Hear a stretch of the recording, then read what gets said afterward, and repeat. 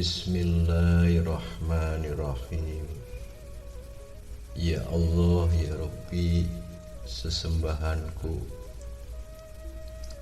Asyhadu an la ilaha illallah wa asyhadu anna Muhammadar Rasulullah. Aku bersaksi tidak ada sesembahan selain daripada Allah, dan aku bersaksi bahwa Nabi Muhammad adalah utusan Allah. Sahabat-sahabat muslim di segala penjuru mata angin, kita selalu saling mendoakan semoga kita selalu dikucuri hidayah dan dibukakan segala pintu rizki tanpa kesulitan. Dan semoga semua umat muslim selalu bersifat lemah lembut, pemaaf, dan andap asor. Itulah yang diajarkan Rasulullah. Dan semoga ruhani kita mendapatkan ilmu muhasafah, sehingga setiap detak jantung kita selalu mengingat kebesaran Allah.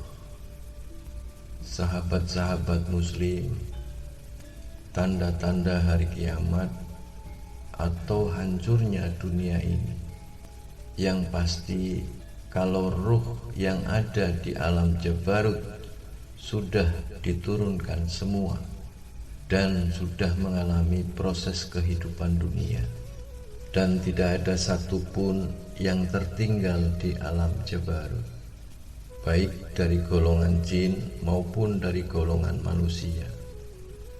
Ruh diciptakan Allah melalui malaikat adabun minallah. Ruh terciptanya dengan percikan nurullah atau cahaya Allah. Jumlah ruh yang diciptakan oleh Allah dari golongan jin 76.589.104.013 ruh, dan dari golongan manusia 60.014.926.141 ruh. Dan Allah menciptakan ruh secara serentak dengan chip masing-masing. Dan kloter pertama atau titik awal kehidupan di bumi adalah Nabi Adam alaihi salam, sampai titik akhir yang kita sebut akhir zaman. Sahabat-sahabat muslim di segala penjuru mata angin, kiamat sebetulnya pernah terjadi sebelum terciptanya golongan jin dan golongan manusia, yang pada saat itu penghuni bumi adalah hewan yang tinggi dan besar yang disebut dinosaurus. Bumi pada saat itu hancur dihantam meteor. Gambarannya seperti bumi di blender. Setelah bumi merata, barulah Allah memerintahkan kepada malaikat dirul jagat untuk membentuk gunung-gunung untuk penyerapan air, membentuk cekungan yang sekarang menjadi lautan, untuk kehidupan babak baru dari golongan jin dan dari golongan manusia. Makanya banyak ditemukan fosil-fosil dari kalangan ilmuwan, baik di lautan maupun di darat. Itu karena pernah terjadinya kiamat pertama.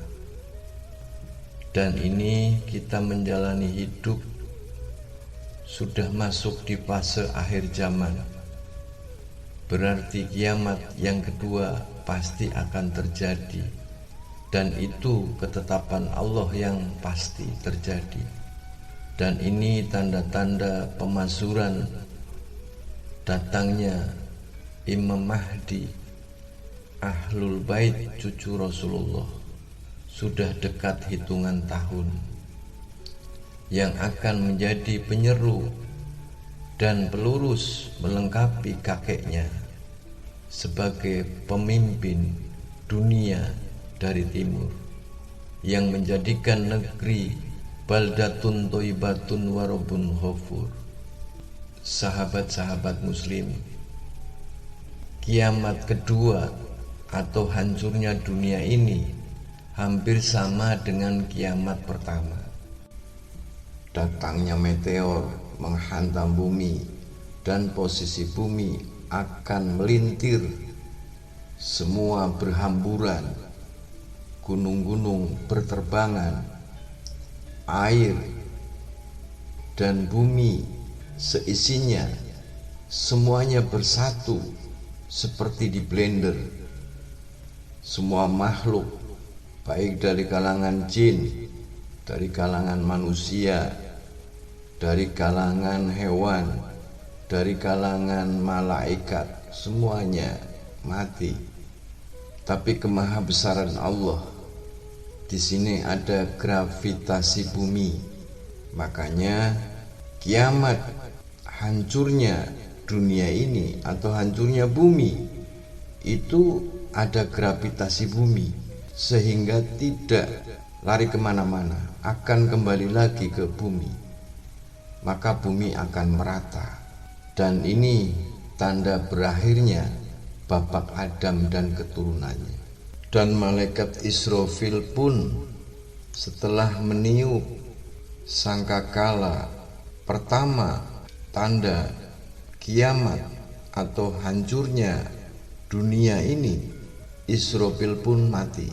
Dan ini ada yang unik, pintu lorong yang ke padang mahsyar, tandanya berdirinya malaikat Raqib dan malaikat Atid. Itulah tempat Nabi Adam alaihi salam diturunkan pertama kali di bumi, di seputar Mekah. Sahabat-sahabat muslim, sebelum makhluk baik dari golongan manusia maupun dari golongan jin maupun golongan malaikat dikumpulkan, Allah menciptakan jasad baru sesuai berdasarkan cloning genetik masing-masing, baik dari golongan jin maupun dari golongan manusia maupun dari golongan malaikat. Seperti manusia, bahannya bukan dari tanah, jasad barunya itu bukan dari tanah, tapi dari bahannya dari nur. Itu penciptaan jasad. Setelah selesai, maka Allah Ta'ala membangkitkan malaikat Israfil dan diperintah oleh Allah untuk meniupkan sangsakala yang kedua. Lalu bangkitlah para malaikat dengan tugas masing-masing. Setelah malaikat yang dipimpin oleh malaikat Israfil mengumpulkan jasad-jasad baru yang sudah dikloning genetik masing-masing, maka Allah Ta'ala memerintahkan malaikat Israfil untuk meniupkan sangkakala yang ketiga kali, untuk membangkitkan baik dari golongan jin maupun golongan manusia dengan jasad baru. Lalu dikumpulkanlah di padang mahsyar. Nanti ada 4 barisan. Barisan yang pertama adalah barisan para nabi, dari Nabi Adam alaihi salam sampai nabi terakhir, yakni baginda Muhammad Rasulullah Shallallahu Alaihi Wasallam. Barisan yang kedua adalah barisan imam akhir zaman dan orang-orang yang hidup ketika kepemimpinannya, yakni Imam Mahdi, cucu Rasulullah. Itu barisan yang kedua. Barisan yang ketiga adalah barisan pembawa mazhab, yang mazhab itu diyakini melebihi dari utusan Allah, sehingga menyebabkan pertikaian, permusuhan sesama muslim. Barisan yang keempat adalah barisan iblis bersama sekutunya, baik dari golongan jin dan golongan manusia, termasuk manusia yang menyembah dunia sebagai tujuan hidupnya. Sahabat muslim, di padang mahsyar ini ada hisab. Berarti antara surga dan neraka. Yang masuk surga ini barometernya di alam kubur, itu mendapatkan kenikmatan atau tidur panjang. Yang kedua di alam kadem, yakni orang yang mendapatkan kemuliaan, di antaranya orang-orang hakikat, orang-orang ma'rifah, para waliullah, orang-orang soleh, para nabi juga ada di alam kadem. Terus orang biasa yang mendapatkan kemuliaan dari Allah. Ini walaupun nanti dikumpulkan di padang mahsyar itu tanpa hisab, karena itu sudah ada tandanya.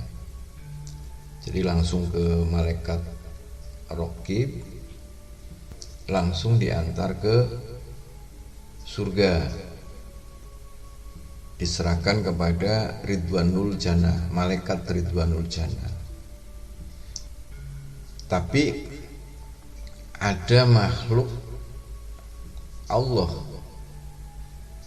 yang mendapatkan VVIP, itu diantaranya para utusan Allah, para nabi, dari Nabi Adam alaihissalam sampai Nabi Muhammad Rasulullah, itu langsung masuk pertama di alam surga, baru diikuti oleh umatnya masing-masing. Ini yang di surga. Sekarang yang di neraka. Neraka ini kalau orang tersebut waktu di alam kubur mempunyai dosa kecil atau dosa besar, maka disiksa di sana di alam kubur. Setelah gelar perkara, di alam kubur itu ada gelar perkara, yakni malaikat mungkar dan malaikat nakir. Kalau mungkar itu kan kebaikan, kalau nakir adalah keburukan. Gelar perkara di situ sesuai diperlihatkan kayak CCTV ya, kayak CCTV. Karena itu sistem Allah ya. Jadi bukan tangan yang berbicara, mulut yang berbicara, kaki yang berbicara, tidak. Tapi di situ diperlihatkan. Diperlihatkan ini masa setelah akil balik. Setelah akil balik sampai meninggal dunia. Itu yang tercatat. yang nanti akan diperlihatkan seperti kayak kamera, diperlihatkan perjalanan hidup dari akil balik sampai ke alam kubur. Di situ ada gelar perkara, punya dosa besar dan punya dosa kecil. Pada saat disiksa di alam kubur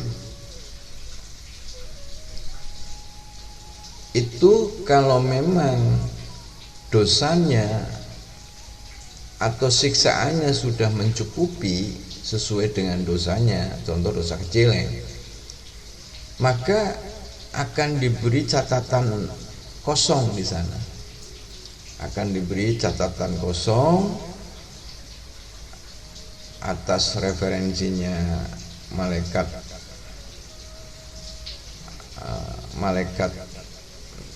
nakir.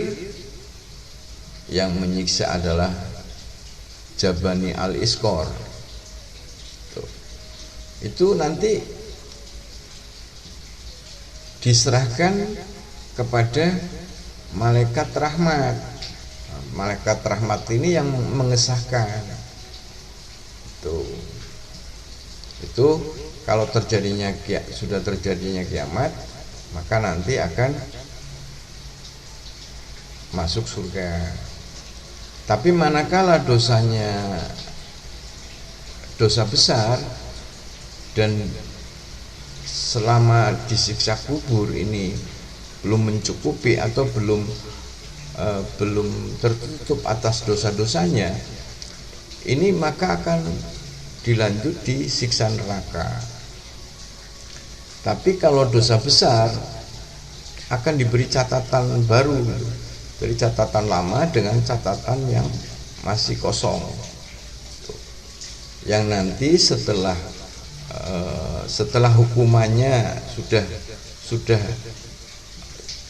mencukupi, sudah terhapus dengan siksaannya, maka akan diberi catatan amal baru yang akan disetujui, yang akan disahkan oleh malaikat rahmat dan langsung masuk ke surga. Nah, ini dosa yang ada dosa kecil, dosa besar, dan ada dosa yang tak terampuni. Nah, ini cerita dosa yang tak terampuni. Dosa yang tak terampuni itu termasuk menyekutukan Allah, atau orang yang bersekutu dengan iblis. Ini yang tak terampuni. Ini nanti tidak ada catatan, catatannya ini sudah gosong gitu, catatannya sudah gosong itu. Nah, ini kalau cerita di padang mahsyar, nanti ikutnya barisan yang keempat, itu dosa yang tak terampuni, dan di situ tuh langsung dikumpulkan dan dijeburkan di neraka paling bawah, namanya azabun naru jahanami. Jadi langsung dikeburkan, langsung dikunci gitu. Beda yang dosa besar ya,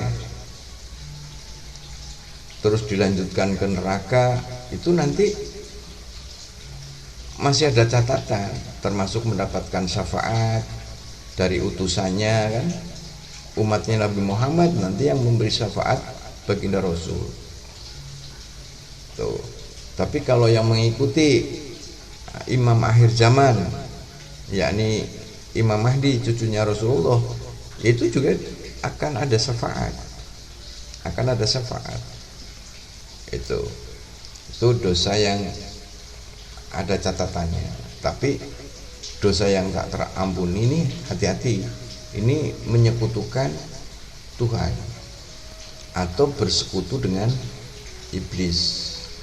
Siksa kubur aja ini panasnya 3 kali lipat panas inti matahari itu di alam kubur, siksa alam kubur, apalagi di neraka. Tuh. Jadi kalau orang hamba Allah yang masuk surga, di sana itu ya kayak kehidupan di dunia gitu. Jadi kenikmatan, ya kan? Kesenangan, apa yang belum terwujud di dunia nanti akan terwujud di sana. Cuma bedanya di alam surga itu tidak kotor gitu. Jadi tidak ada hasut, tidak ada iri, tidak ada pembunuhan gitu, tidak ada saling bertengkar gitu. Intinya semuanya kenikmatan di sana, kenikmatan. Dan nanti bisa ketemu dengan keluarga yang dicintainya di sana, baik istri, anak, orang tua gitu.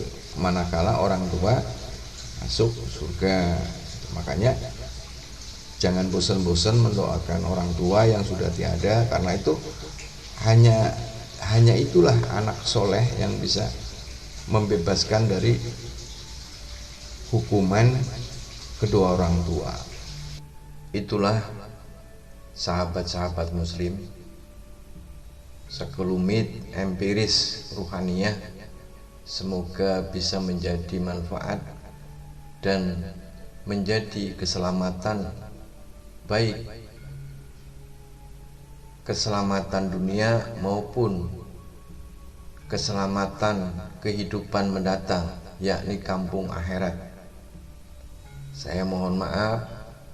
Allahul Hakim Al-Hadi ila sirati mustaqim. Assalamualaikum warahmatullahi wabarakatuh.